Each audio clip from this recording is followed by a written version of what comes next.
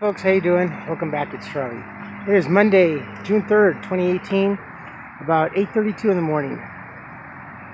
It's very gloomy, a little foggy in some areas up here, but honestly, none too for the worse. It's not all that cold. It's cooler. But we're supposed to be getting, this is going to give away to sunshine. I know in the valley all week long it's going to be like low to mid 80s, and here it'll kind of fluctuate. We'll probably hit mid to high 90s, or 90s, mid to high 70s here, definitely. But it will progressively and steadily get a lot warmer up here in this area as we go on further. So, Oakland's only sanctioned homeless camp I saw last night. I had already seen this Mark Horvath from Visibly People, which I am proud to say is my friend. Did a video on him on the camp not too long ago, but he did another one. He's in the Bay Area this week, so for a couple weeks, I believe. And he went to go visit Oakland's only sanctioned homeless camp. Let me get that correct. And it is really cool. It's headed up by this young gentleman called Derek Sue, who is also running for mayor of Oakland. He's kind of like the director of the homeless camp. He's been there for several years, and as a lot of people. And he took Mark and all of us on a tour last night, and it's really cool. It's what more cities need to do, given the fact that they have the availability of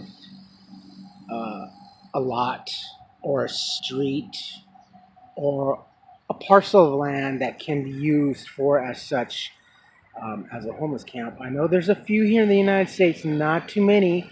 There's not too many, but the few that are a lot better, a lot safer. Just Google. Look. If you're homeless, maybe this is the new trend. I would suggest is Google safe and sanctioned, if not and or sanctioned homeless camps, and maybe you'll start to find. I know there's quite a few, but here in California, this is like the first and biggest one so far, and it's down like it looked to be like in a street, like in an industrial area. They have this great shower that they made. It's really fantastic. It's like a 5 or 6 person shower. It's huge. It's fantastic, and they have it rigged up with a pump, so you heat up your water and you can put the big pot in there. It's 5 gallons, so everyone's pretty much limited to a 5-gallon shower, which is pretty standard if you're camping. It's 5 gallons is enough to, believe it or not, it doesn't matter how long your hair is, to wash it and just, yeah. So it's really cool. They have porta potties. They have pretty much everything, and they work hard to stay in compliance with the city and everything. It's not perfect. There are things that happen, and that doesn't go without saying, but that also happens in any community, and it's not as outrageous or as dangerous as one would think. Oh my God, a homeless camp, that's really recognized. Oh, there must be a lot of bad stuff. Whatever happens, and that's between the individuals in that area. If people don't follow the rules, they get kicked out, just like in any camp. And a lot of homeless camps, they really get down it. They allow no alcohol, no drugs, unless you're married or you have a significant other. You can't go, shacking up and stuff like that. A homeless camp, you have to realize, is more scrutinized by any city than being housed, just because bad history, bad press that homeless get. So the immediacy thinking is, okay, we got to really watch these guys, because how homeless people are. They're nothing but alcoholics and drug users and thieves and everything. So homeless camps are really walking on eggshells, pins and needles, and they're just really scrutinized by society in whatever city that allows them to be such. So, but it's great for Oakland. I think it's fantastic. I would like to see more and more of these things popping up, especially here in Los Angeles. I mean, we had a tent city in downtown LA, but several years ago they decided to bulldoze it. In fact, it was there was a scene in it in a Rowdy Roddy Piper movie called They, which is and it's this movie was kind of like a lot of for conspiracy theorists, including me. So I was into this movie for a long time, and I will not deny the fact that I was a conspiracy theorist, and I am still today, but not as eccentric as I used to be about it. So I wasn't in the flat Earth theory or anything like that, but a lot of other things, and a lot of things that had actually come to pass that weren't so much as conspiracy theories, but it's just sometimes you have a tendency to reading in between the lines, and there's another line that pops up, and you read and you read and you dissect and you read, and some conspiracy theorists like to read in between the lines down to the fiber, the microscopic fibers, the atoms of whatever paper that is that they can read in between the lines. So, and I kind of got that way when I was younger, but I still have a small part of me as conspiracy theorist. But anyway, I digress. Homeless camps are fantastic if done properly, and the city kind of lets them self-police themselves, which is good. They do come around and do checks and stuff like that, which is good. Kind of like where my friends and I were, where we were. We had our little area. It was at the highest. It was just maybe five of us, and during the daytime when the library was closed, or in the evening if they were closed by the holidays, and if we just it was just the five of us, and we're doing everything. The police would go up and down the street. They would see us. A couple of us would wave at us and check on us. Some would come in and park in the parking lot, and they would do the paperwork or stand there by on stand call for to be called up for service for anything. But they watched us. They knew that we hung around there, that we picked up our trash. We always had trash bags, and we always made an account that if we had trash, we put it there in the trash. We'd walk it to the curb by the bus stop. There's two trash cans there. One of those electronic trash compactors that's usually always not working. If you've ever been unfortunate to have in your city, those big belly trash compactors, as they're called, solar powered, really don't do too much of a job. They get filled up very quickly. It's mainly because it's a small capacity and the motor is really large, so it's almost like a 13-gallon waste can, like a kitchen waste can. But we'd always put our trash out there, and even if we were drinking the night before, we'd throw our trash away and keep it clean and everything. That's why the city really never screwed with us too much, other than when it was time to do their roundup, and they would come and ticket us, and, well, we're not supposed to be sleeping over here by the library, blah, blah.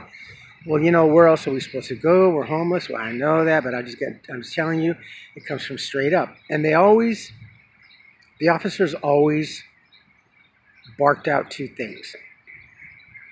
The officer says, well, we're getting pressure from our bosses. Well, who's your boss? Well, the chief of police and the mayor. Those are the two things that they always drop. Always. Even the gang units that would come around, when they would see and the gang units, they knew us, so they knew the people that were should be more or less there. If they saw a face or someone kind of like not that was sticking out, that kind of looked like they didn't belong, the police would come around and, hey guys, how you doing? Oh, well, how you are? And then that person that was a stranger gets really nervous and stuff like that. In fact, we've even had a couple times. One lady says, She was definitely not from this area. She got all pissed off, and one police officer was in the corner part of the parking lot doing his paperwork or what have you, or just killing time.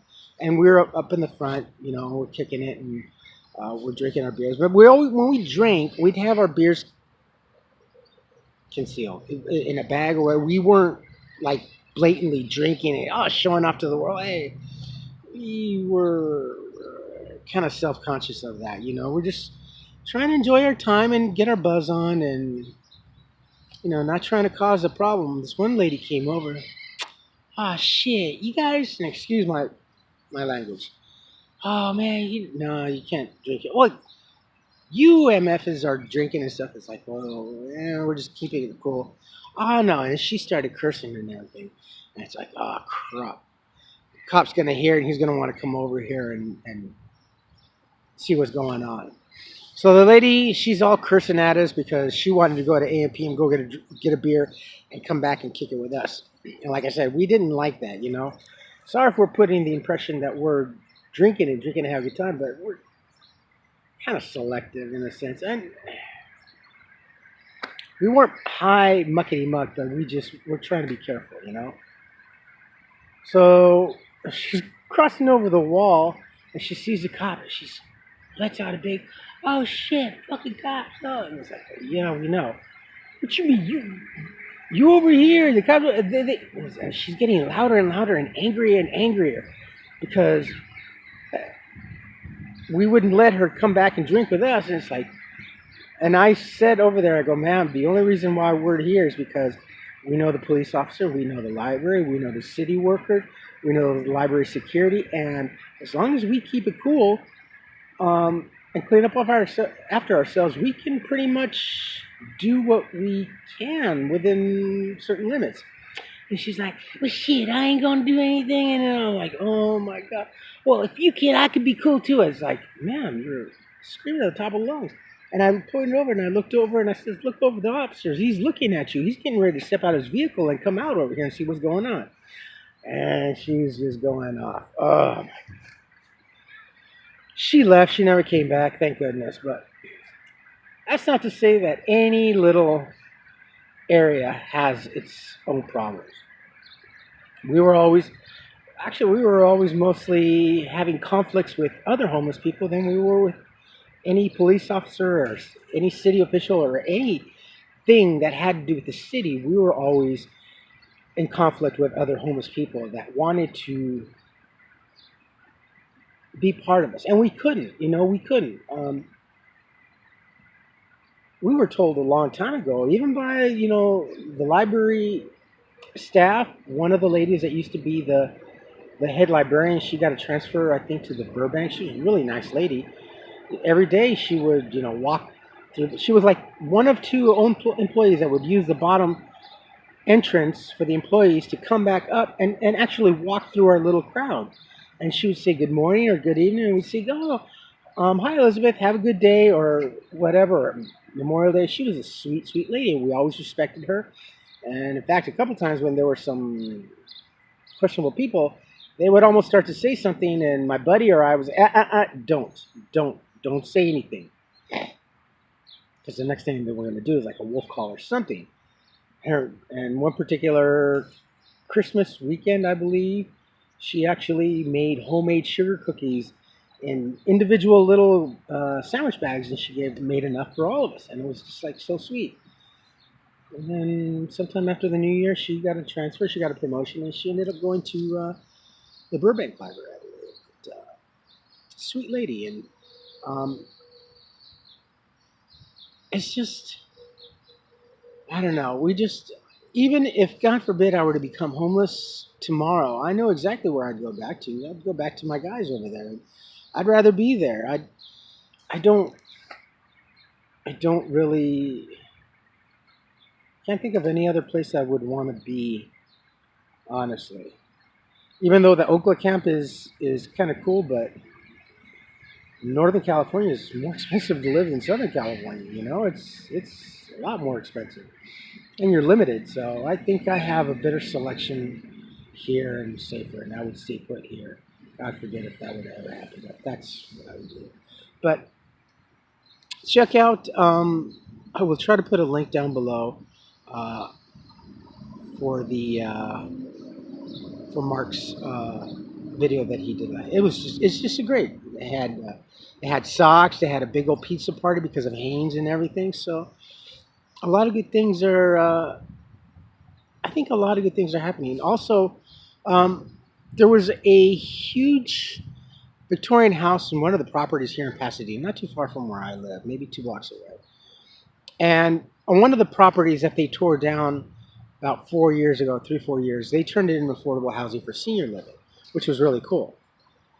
Because we don't have that. We have more like assisted living homes and stuff, and some of them are pretty old and very questionably run down. It's just awful.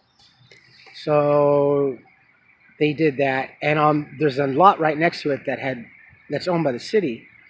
That was acquired from the city, and this Victorian home had been taken off its foundation and put on blocks on the back part of the lot, and they were going to do something with it, with the home. They were going to utilize it for affordable housing.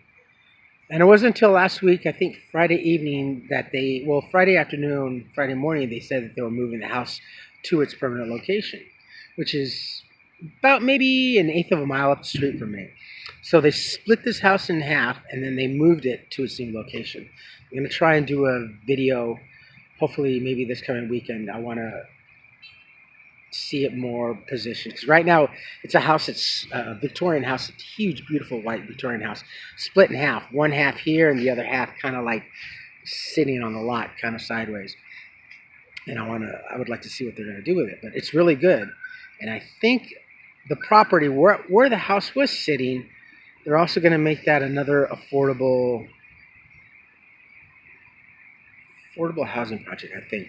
But whether seniors, families, or individuals, I'm not sure.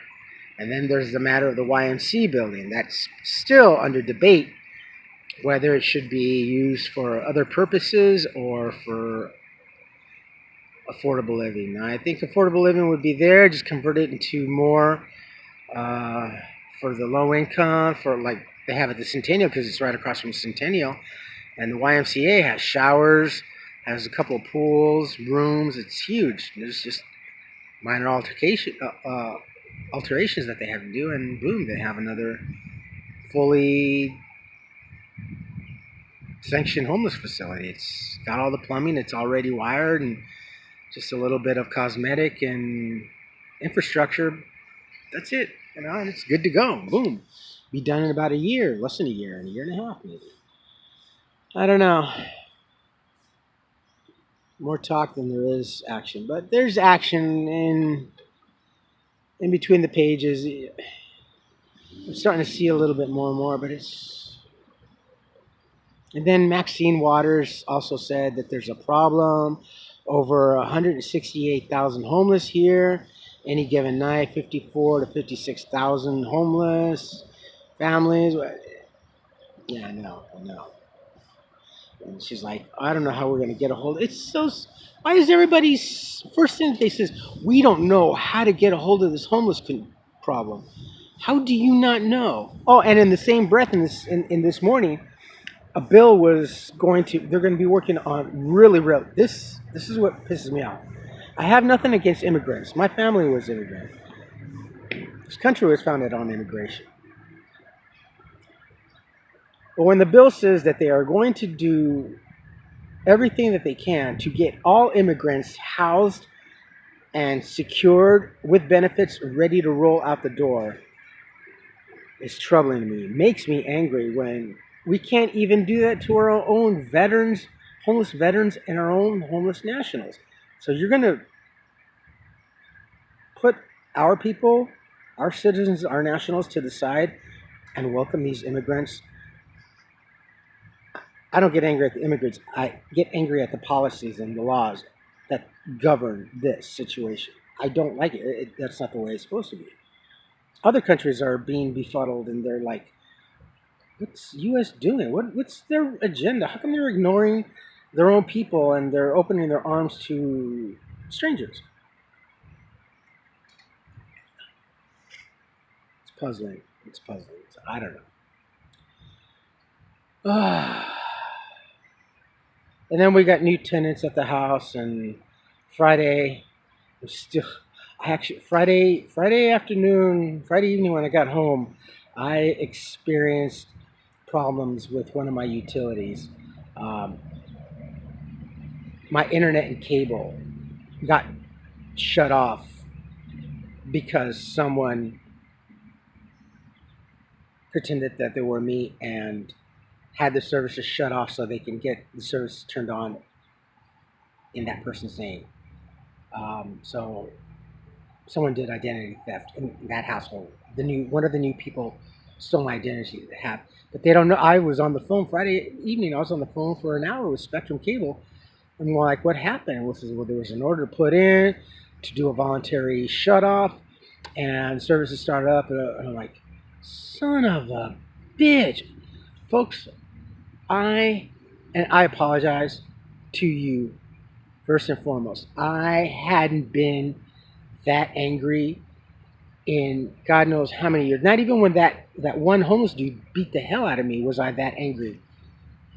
I was more angry than when Mark saw me. I went from zero to bitch in like a split second. I'm like, I was more upset at the fact that how can Spectrum Cable allow services shut off? Don't they have to? And I kept saying, don't you guys have protocols? Don't you have safety protocols like asking Social Security before anything like that? They ask it when you start up your services. So why don't they ask it when they have it shut off? And I must have been through 3 different departments, 4 different people, a couple of supervisors. How can you do that? I was more upset. I was upset at the new person too, but I didn't say any of that. I was more upset at the company for allowing that to happen. So I've only been a victim of identity theft once, but this second time, real after being off the streets and of encountering identity theft, that freaked me out. Like, I don't want to end up being being homeless again for identity theft. I want to be a victim like that. So after an hour and a lot of switching departments and everything, I finally got it resolved. So, but I'm waiting for their report. I keep calling them. They're still investigating. And when everything's all said and done, they send me the letter. I'm going to talk to my landlord about what happened, because this is not cool. And this person stole my identity for their own purposes. So I'm waiting for the final report from Spectrum Cable. So I didn't really do anything this weekend. I apologize for you folks. I was actually stewing for about a couple of days. I was really, really angry, and I was ashamed of myself. I even apologized to the operators because I was cursing. I said, I know it's not you. I'm not yelling at you. I'm not mad at you. I'm yelling at your company for not having safety measures and following correct protocol for this to happen. This should not have happened. So, I mean, I come home from work. I'm tired. I'm checking emails, getting up to date, and I'm trying to upload the video. When I'm trying to upload the video Friday, that's why I was so late, because I didn't have any services. So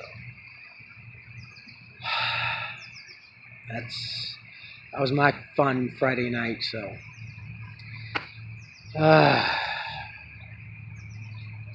had been debating whether or not to say anything to you folks, but it had been eating me all weekend.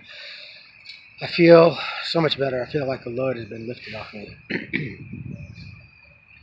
But it was really consuming me, and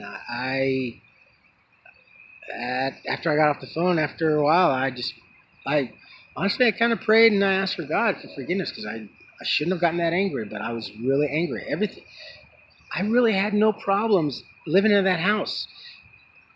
1 or 2 ice cream bars stolen, that's okay, but it was someone else that did it, and I know they're no longer there. But this person hadn't been in the house not even 12 hours and already causing problems. So I'm going to get to the bottom of this. So we'll see what happens. Anyway, friends, I'm going to go in. It's probably almost time to go into work. So you folks take care of yourselves, take care of each other, but always take care of yourselves first. Love one another, trust one another, be kind to each other, help one another. Don't take today for granted or any other day thereafter. Live for the moment, pull down your pants, and slide on the ice.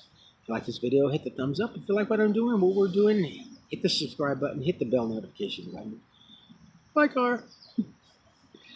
Tell your friends and family about me, about us, and what's going on, and how far I've progressed. So, anyway, I will post this when I get home.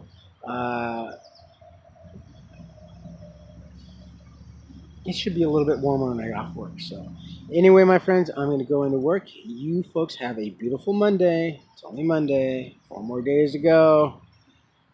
Once Monday's down, it's a little bit easier. So anyway, I love you all. Leave any comments down below, and be sure to check out the video, okay? If not, if I can't post it, go look Mark's channel, Invisible People, and for the Oakland camp. It's really great. It's fantastic. So I love you all. Bye-bye.